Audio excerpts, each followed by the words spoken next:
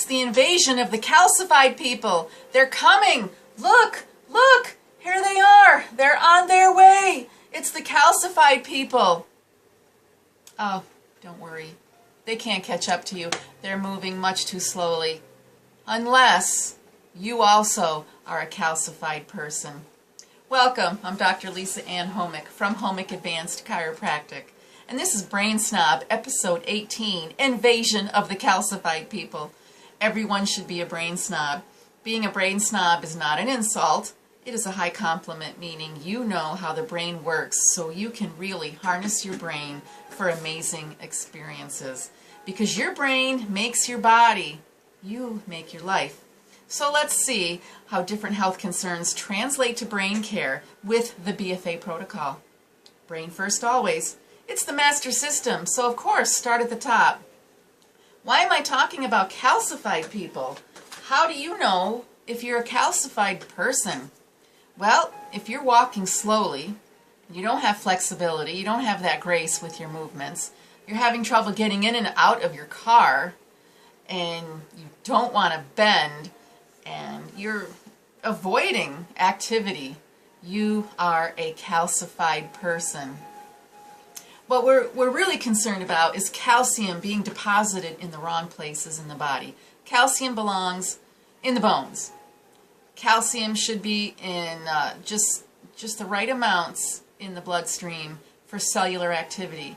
But if you have too much and the body is not able to take care of it efficiently, it's going to be ending up in the heart, the kidneys, the tendons, and the brain. And since we're brain focused, if it's happening in the brain, it's happening in the rest of the body. And I'm going to focus right now on the heart because that's where most people tend to have concerns. Calcium in the heart, because then there's all these heart procedures that people need to go through in order to protect their health. But the heart is going to supply blood to the brain. But the brain also controls what the heart is doing. So the brain and heart, they go together. They have a special relationship. So I want to focus on that. How do we protect our heart? I'm borrowing information from Darren Schmidt's video.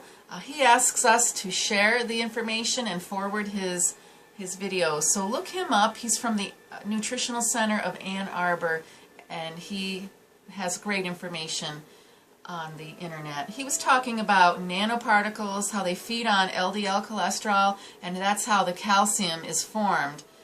And I'm not going to go into that. That's a little bit too much detail, but I want to focus on the nutritional protocols to help reduce these kinds of problems in the heart. So this is part of feeding the brain. The first thing is understanding that seed oils deplete vitamin K2. Vitamin K2 is what keeps plaquing out of your arteries. So we have to have that K2, and if it's lacking, not a good thing. If you're eating seed oils, that's a problem with the vitamin K2. Soybean oil, canola oil, sunflower, safflower, if it's a seed, it should not be made into an oil. Another thing is sugar. It glycates. And you don't want glycation on your arterial walls. Think of sugar as cotton candy, nice big hunk of cotton candy. It's sticky. Well, sugar is sticky, and that stickiness is in your arterial wall. Another thing, if you have chest pain or muscle weakness, that's a sign of insufficient heme iron. What's the heme iron? That's the red. That's the redness. That's red meat. Your heart is red meat. So you need to be eating red meat for your heart.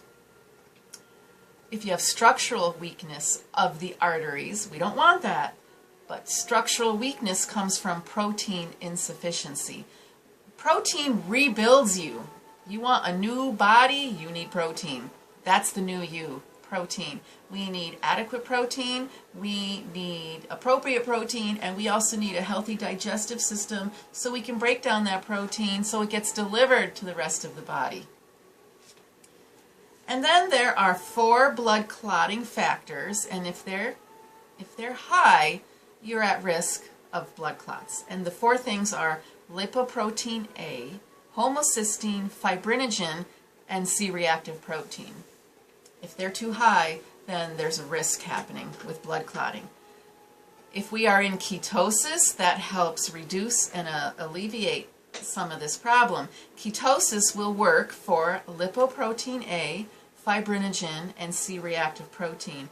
Ketosis means you are burning ketones for your fuel instead of sugar. You don't have much sugar left in your body, it's pretty much gone, and your body has resorted to the ketones, which is a good thing. It's much more efficient. It's healthier for the body.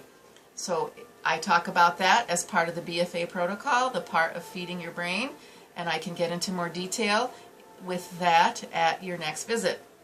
For the homocysteine level, methylated B vitamins are crucial for alleviating that, and Standard Process makes Cataplex B specific for that issue.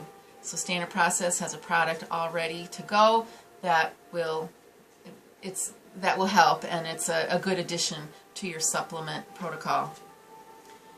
So these are, in a nutshell, very quickly, I went over them to help keep your heart healthy.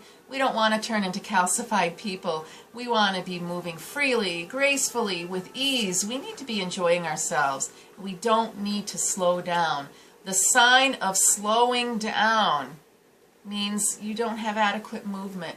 We need movement in our joints. We also need adequate movement in our heart muscle. That is an important muscle. We want that sucker moving and moving appropriately. So let's dive into a better future with a better brain.